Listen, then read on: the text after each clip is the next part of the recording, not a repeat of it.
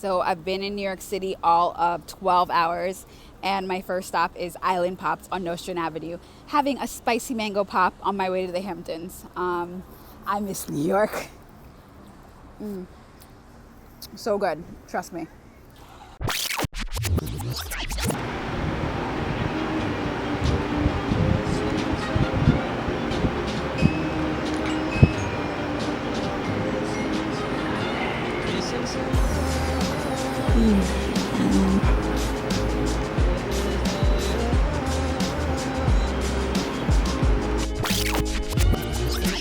I'm here with Shelly Marshall of Island Pops in Brooklyn, New York, and we're just here. We're going to talk about ice cream, the conception of her store. I think I first heard about it, a cousin told me about it, and my family is from the West Indies. I walked past that place and I've been meaning to go, and I had just gotten back from a long trip, and so when I came here, the first time I came here was with Michele, so she's met Michele and she's seen us together. Funniest story. And so that was the first time, but it was on our list for a long time, and I was like, I missed it during the summer. I don't care if it's the coldest day of the year. We are going to get ice cream, and I eat ice cream all year round. Tell me a bit, where is your family from? We are from Trinidad. Okay. My mother is from St. Vincent. My grandfather is from Guyana, but originally most of the family is from Trinidad. Okay, and how long have you lived in Brooklyn? I've been here off and on about 10 years. I got my master's here, my first job here, so a lot of firsts for us here. Oh, amazing. And then your master's in first? I got an MBA from St. John's in risk. I was a risk management consultant for 8 years at Deloitte & Touche before I started my business. Oh, whoa. So how did it go from Deloitte to ice cream? We started the business in 2015, and we were doing fairs and a lot of street fairs and weddings and public and private events. And then I got laid off from Deloitte in 2017 while I was 5 months pregnant. And after that happened, I realized that it was going to be now or never. Either I was going to go back to work, or we were going to just go all in and do it. And that's what we did. That's amazing. Son or daughter? A girl this time. I have a 2-year-old boy and a now 8-month-old girl.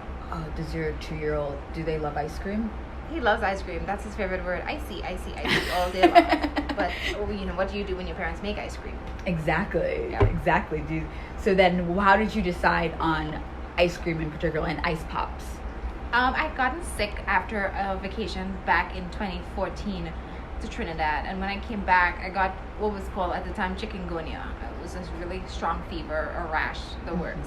And while I felt like I was about to die, I was craving soursop ice cream, and we realized we couldn't get homemade soursop ice cream anywhere in Brooklyn. And I'm like, well, if I ever get off this bed, I'm gonna make it myself. So we started making it ourselves, my husband and I.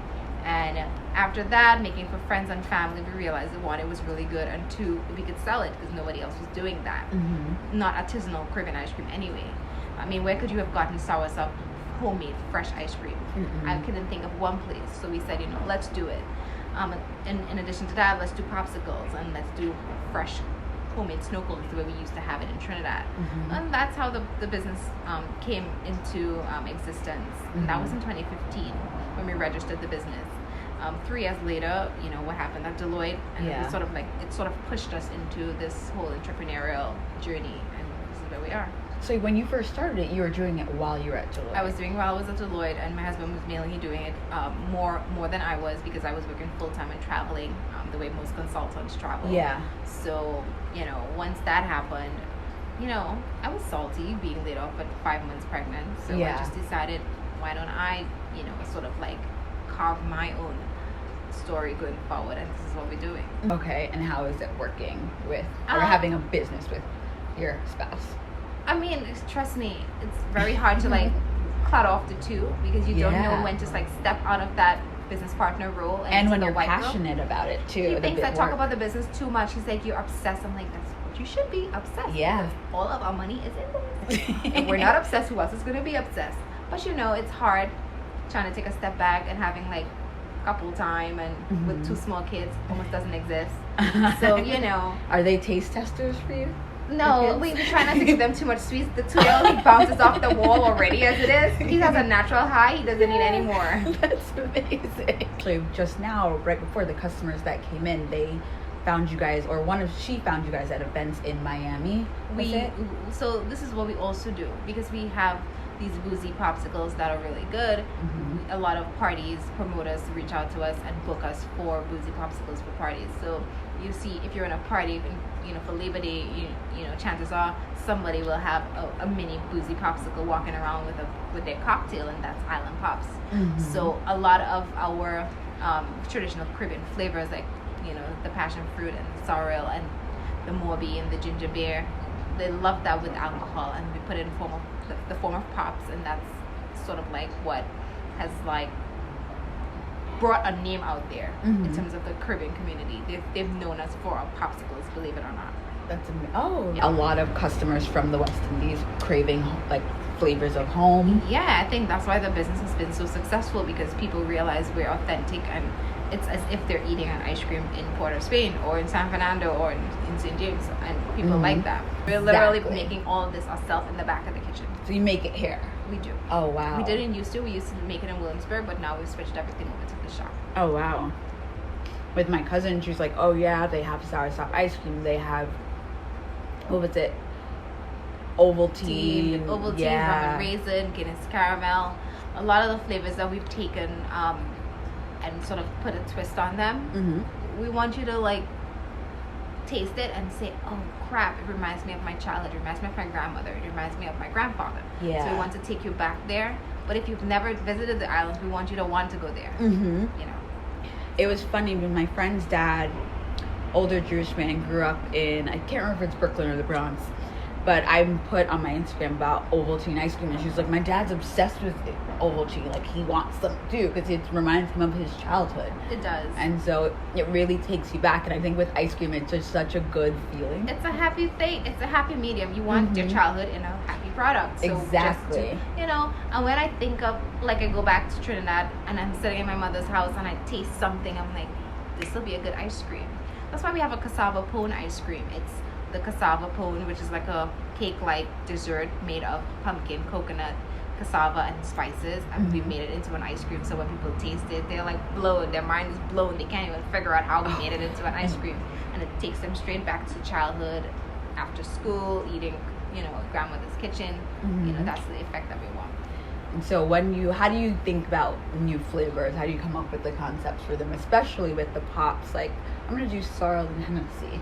That kind of stuff. Well, sometimes it's customers, promoters take what we currently have and say, do something with the sorrel. So we might do a sorrel sangria, or we might do a sorrel a mojito popsicle, and we just want them to have a little bite when it's super hot in summer and they're outside in a party, and and they're like, oh, this tastes so great, I never decide to make a popsicle out of this. Yeah. So that's how we come up with our flavors. People sort of tell us what they want, and then we sort of like take a step back and say, oh, we could maybe put that with XYZ. And I think this goes great with that. Like, we have a honey roasted pineapple with Malibu rum popsicle. People love it because it's super sweet. We make it with honey and brown sugar, and we cook it down like a stew, and people love it. We think about ways that we could take flavors. That a pineapple is a pineapple, but if you cook it with brown sugar and honey, it turns into something else. Yeah, that's the feeling that you want. Yes. I want people to want, that's the interest that you try to keep. You want people to try to think, oh, I wonder what they're going to come up with next. Yeah. I do that with my favorite brands. You want to see what's next. Yeah, what's up next. What's next. So, sounds great. And what is the most popular ice cream here? Soursop. Soursop? Yeah. Really? Yesterday we were out. This is the first time we were out all winter of anything. And they were like, you out of soursop? And I'm like, oh my gosh, she's going to kill me. Soursop is having a big moment that I'm seeing people like going down to Chinatown in the city and because getting it's coming out soursop. that soursop is like a cure for cancer, or it's such high demand. It's so good. Yeah. Yeah, it was good. It was really, really good. And so soursop is the most popular. What about in the ice pops? Sorrel, hands down, it's the most popular.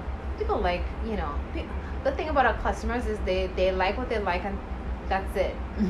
Like, we bring out new flavors, but we see them like, okay, that sounds great, but can I have a scoop of soursop, please? Yeah. I'm like, but do you have a different dessert that's your go-to now, like the ice pops or something?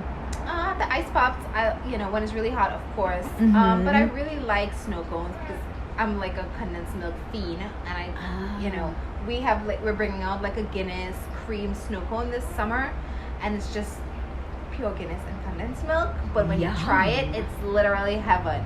Okay, and, I'm excited for that. It's not for the kids, but it's definitely an adult snow cone. I'm excited. I'm very excited for that one.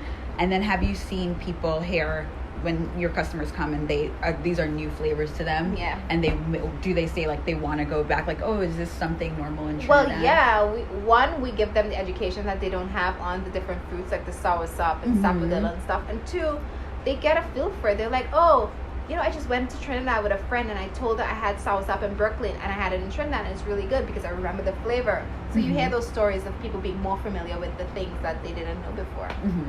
The people are just coming for this moment of ice cream. And how did you decide, like, how is it being in the field of dessert, something that people love, that it makes so many people happy? It's a happy moment for people. Sometimes people, if you're not doing very well financially, you might have a little extra money, you go for ice cream with the family, and it's a nice time to sit down, you know what I mean? Yeah. And it makes people happy, and I feel like even if it's 0 degrees, we still see people ordering on Uber Eats and Postmates and Grubhub ice cream, because even if you're snuggled up with your boyfriend or your husband or by yourself watching a movie, it's the go-to dessert. You're not gonna go for, I don't know, a pile of kale chips. You're gonna go for ice cream. Exactly. You know what I mean? Exactly. It could be blizzard outside and you'll still go for a little scoop you'll of ice see. cream. So like that note, thank you so much for your time. And stop, I cannot wait for the summer too, when I then have excuse to have a scoop literally. It's gonna be a good summer.